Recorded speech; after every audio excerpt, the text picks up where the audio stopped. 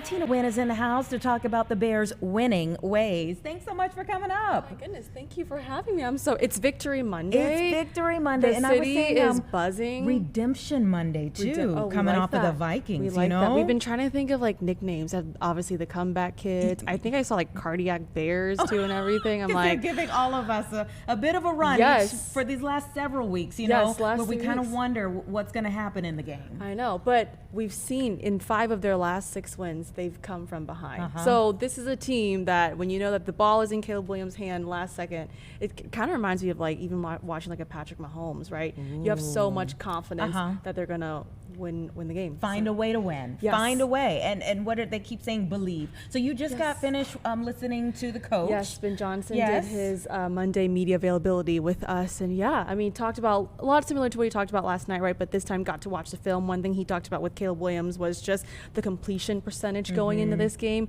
Obviously, Caleb Williams didn't have his best game, but I think overall, like, you're seeing we're 10 games into the season. I was actually talking to Paris Schutz because I saw him coming up here. You're seeing moments where he's growing. Like, for instance, I was telling in Paris the check down Nicole Komet. You know, there are moments where even when you hear Caleb talk, right, he's understanding Ben's offense more, the terminology too, the intent behind why he's calling certain plays and everything too. So 7-3 right now. The Lions lost last night too. So the Bears. How many people were watching that game? Like, are we we're in first place? I know. Sole possession of first place now in the NFC North at 7-3. Wow. I know, and we've got 7 games left in the season. Okay, now these are 7 big games. Yes, 7 big games. I believe only one opponent is below 500. So this is going to not be an easy schedule, but this upcoming Sunday, by the way, Bears Game Day Live, Luke Canellis, Anthony Herron, Cassie Carlson, and I will be out there on the Waldron deck. So for people that are watching, that's going to be going to the game. Shine, yes, be sure to come by, say hi to us. We love seeing you guys too. But I mean, even this week, right? Steelers right now, TBD on Aaron Rodgers. And he got a small fracture in his left wrist yesterday. Last I saw, he's 50-50 for Sunday. But either way, I mean. And who's his backup? Mason Rudolph.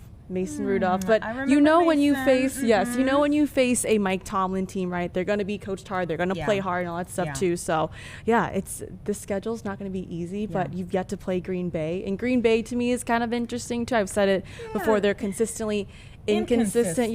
Josh Jacobs got hurt yesterday. Jordan Love too didn't look his best. So although like defensively, right, they've got star players on that defense, but have yet to play Green Bay. And then the Browns are like down. They're going through that whole roster of the QBs. Browns, and then yet to play the 49ers too, and then you play Detroit very last week, and who knows what Detroit will they be sitting, most of their stars and everything. So 7-3 right now. I know there's some talk about could they make the playoffs, right?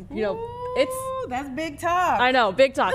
Ben Johnson was asked about it on the media availability. Obviously, he gave us, in a sense, coach talk. Like right now, we're focused on this upcoming right and being 1-0 on Sunday. So I think it's so fun just being around these group of guys, especially on Fridays up at Hallis Hall. Like, the mood's typically very light, right? It's a Friday. They're getting ready for the game on Sunday and everything too, but it's still a very, very determined and very focused group. And I think that shows you the Ben Johnson effect, right? That we've seen in the locker room, the culture that he's building here, the standard that he's setting, but also too, you're seeing on the field. I mean, 7 wins, surpassing last season's win total, but just the numbers offensively as well, a lot better compared to last season. He gave 3 game balls yesterday, right? Yes, Kevin Warren. Because it's his birthday today, right? Yes, and he also has some history there in Minnesota too. Kevin Warren, Devin Duvernay. I actually talked to Devin a few weeks ago in the locker room. He went to Texas and I went to A&M, so we were beefing a little bit. Devin Duvernay, because he had the 56-yard kick return there to ultimately set up Cairo Santos, who also got a game ball too, and deservedly. He missed the 45 yard field goal earlier in the game, but came back, kept his focus, trusted his process too.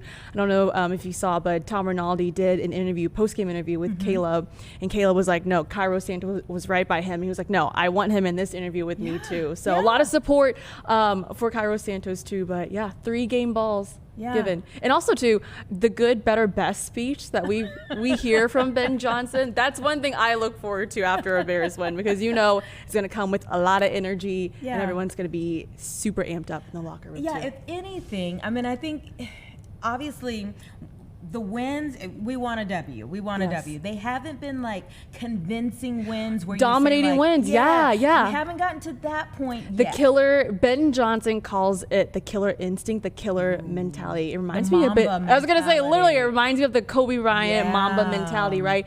Where they can play with a lead and actually protect it. So I know it's sometimes, we were talking on CST last night, is it luck? Are they good? And I said, large in part, I think some of this is also luck. It can be both, right? Obviously, when you watch the team defensively, right, they're dealing with some injuries.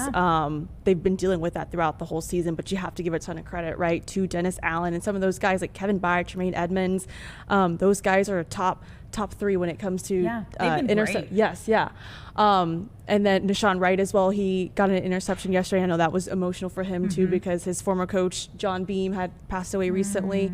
But when you look at like defensively, right, there's some flaws on the defense, but we're getting these healthy. Guys, Jalen Johnson, they opened up the practice window for him. Kyler Gordon, he could come back this week against the Steelers. I believe week 12 was the kind of the window after being on IR.